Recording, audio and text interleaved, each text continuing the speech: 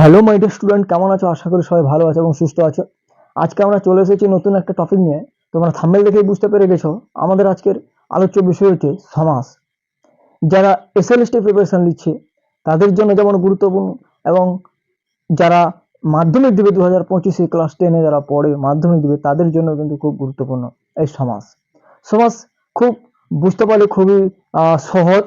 অনেকে ভাবে যে সমাস আমি কিভাবে করব, খুবই কষ্টের ব্যাপার স্যার, কিভাবে আমি সমাসটা নির্ণয় করব।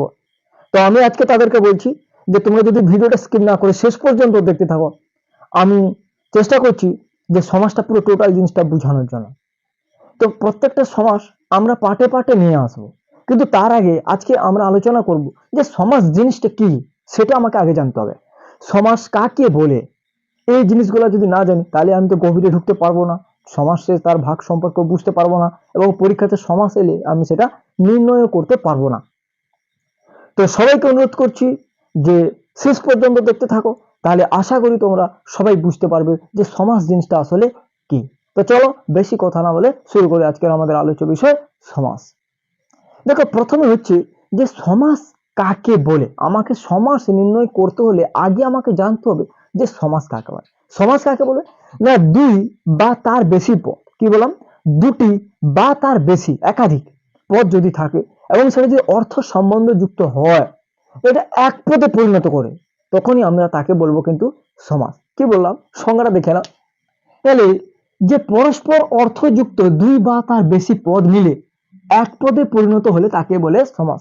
তাহলে দুটি পদ থাকবে এবং সেটা যদি এক পদে পরিণত হয় তাকে বলবো সমাস। যেমন কি দুটি পদ কি স্যার, আমি তো কিছু বুঝতে পারলাম না, চেষ্টা করছি বোঝানোর জন্য, ততক্ষণ দেখতে থাকো। আমি একটা এখানে লিখেছি যে সীমান্ত জোড়া। এই যে কথাটা আমি লিখলাম, এই যে সীমান্ত জোড়া, এখানে যদি আমি দেখি যে এখানে দুটি পদ রয়েছে, একটা সীমান্ত এবং একটা জোড়া। তাহলে এই যে দুটি পদ দেখো, সীমান্ত এবং জোড়া, এই যে দুটি পদ, বা আমি যদি লিখি আরো একটা বোঝানোর জন্য তোমাদের, যে মা বাবা, আমি লিখলাম মা বাবা। তাহলে দেখো দুটি পদ, একটা হচ্ছে মা এবং একটা হচ্ছে বাবা। তাহলে এই যে দুটি পদ, এই দুটি পদকে আমি যখন একটা পদে পরিণত করলাম, আমি যখন একটা পদে পরিণত করলাম, ঠিক আছে, তাহলে এই যে দুটি পদকে যখন একটা পদে পরিণত করলাম তখনই তাকে বলা হচ্ছে কিন্তু সমাস। তাহলে এই যে সমাস, তাহলে সমাসের অর্থ কি হলো না, সমাসের অর্থ হচ্ছে সংক্ষেপ বা একাধিক পদের একপদীকরণ। তাহলে একাধিক পদ, আমি একটু আগে বললাম যে এক বা একাধিক পদ থাকবে, তাকে একটি পদে পরিণত করব, সেটা হলো সমাস। এবারে সমাসের ব্যুৎপত্তিগত অর্থ কি? দেখো, সমাসের ব্যুৎপত্তিগত অর্থ বা সমাসের প্রকৃতি প্রত্যয় কি, যে সোম যুক্ত অস ধাতু যুক্ত অ বা ঘ। কি বললাম দেখে নাও, যে সোম ধাতু, সোম যুক্ত অস ধাতু যুক্ত অ বা ঘ। এই সোমটা কি, সোমটা হচ্ছে উপসর্গ, আর অস এটা হচ্ছে ধাতু, এবং ও বা ঘ এটা হচ্ছে প্রত্যয়। এগুলো নিয়ে হচ্ছে কিন্তু সমাস। অর্থাৎ সমাসের ব্যুৎপত্তিগত অর্থ যদি পরীক্ষায় আসে তাহলে আমরা এটা লিখতে পারবো যে সোম যুক্ত অস ধাতু যুক্ত অ বা ঘ। তাহলে আরেকবার বলি, সমাস কাকে বলে না, পরস্পর অর্থযুক্ত দুটি পদ যদি এক পদে পরিণত হয় তখন তাকে বলবো সমাস। সমাসের অর্থ কি, সমাসের অর্থ হলো সংক্ষেপ বা একপদীকরণ, এবং সমাসের ব্যুৎপত্তি অর্থ হলো সম যুক্ত অস ধাতু যুক্ত অ বা ঘ। এবারে সমাসের, দেখো, আমরা মানুষ, মানুষকে বেঁচে থাকতে হলে অনেক কিছু উপাদান কিন্তু মানুষের শরীরে কিন্তু রয়েছে। সেই উপাদানগুলো যদি না থাকে তাহলে কিন্তু মানুষ যে কোনো মুহূর্তে মারা যেতে পারে। ঠিক সেরকম সমাজ যদি আমরা করি, সমাজ নির্ণয় করতে হলে সমাজেরও দেহ গঠনের কিছু উপাদান রয়েছে, যাকে ব্যাকরণের ভাষায় বলা হয় পরিভাষা। তাহলে সে সমাজ করতে হলে আমাকে আগে সমাজের পরিভাষাগুলি কিন্তু জানতে হবে। তাহলে সমাজের পরিভাষা কি, দেখো, সমাসের পরিভাষা হচ্ছে, একটা হচ্ছে সমসমান পদ, দুই হচ্ছে সমস্ত পদ বা সমাসবদ্ধ পদ, এবং ব্যাস বাক্য বা বিগ্রহ বাক্য, এবং যেটি থাকে পূর্বপদ এবং উত্তরপদ বা পরপদ। এগুলো আমাকে জানতে হবে, সমাস নির্ণয় করতে হলে অবশ্যই এগুলো আমাকে জানতে হবে। তাহলে দেখো, তাহলে সমাসের পরিভাষা বা যে সমাসের দেহ গঠনের অঙ্গ, এগুলা কি, এগুলো হচ্ছে, দেখো, তাহলে প্রথমে হচ্ছে যে সমসমান পদ কাকে বলে। তাহলে সমসমান পদ কাকে বলে না, যেসব পদ মিলিত হয়ে সমাস হয় তাদের প্রত্যেকটিকে সমসমান পদ। তাহলে যেসব পদ মিলিত হয়ে সমাস হয় তাকে বলছি সমসমান পদ। তাহলে এখানে দেখো, সীমান্ত ব্যাপী জোড়া, সীমান্ত জোড়া। তাহলে এখানে দুটি পদ, একটা হচ্ছে সীমান্ত আর একটা হচ্ছে জোড়া। এই যে দুটি পদ, তাহলে যে কটি পদ মিলে সমাসটা হচ্ছে তাকে বলছে কিন্তু আমরা সেই প্রত্যেকটি পদকে বলছি সমসমান পদ। তাহলে এগুলা এক একটা পদ হচ্ছে কিন্তু সমসমান পদ। এবার সমস্ত পদ বা সমাসবদ্ধ পদ কি না, সমসমান পদগুলো মিলিত হয়ে যে পদের বা যে এক পদের সৃষ্টি করে। তাহলে সমসমান পদগুলি অর্থাৎ এই সমসমান পদগুলি মিলিত হয়ে যে এক পদের সৃষ্টি করলো এটাকে কিন্তু বলা হচ্ছে সমস্ত পদ।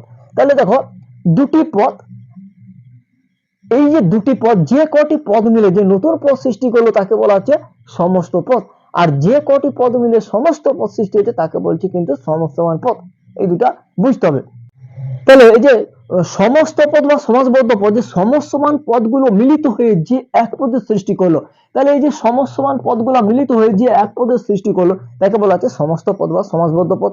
এবং ব্যাস বাক্য বা বিগ্রহ বাক্য, যে সমাসবদ্ধ পদকে ভাঙলে বা ব্যাখ্যা করলে, তাহলে সমাসবদ্ধ পদ তাকে যদি আমি ভাঙি বা ব্যাখ্যা করি, দিয়ে যে বাক্য বা বাক্য অংশটি পাওয়া যাচ্ছে তাকে বলছে কিন্তু ব্যাস বাক্য বা বিগ্রহ বাক্য।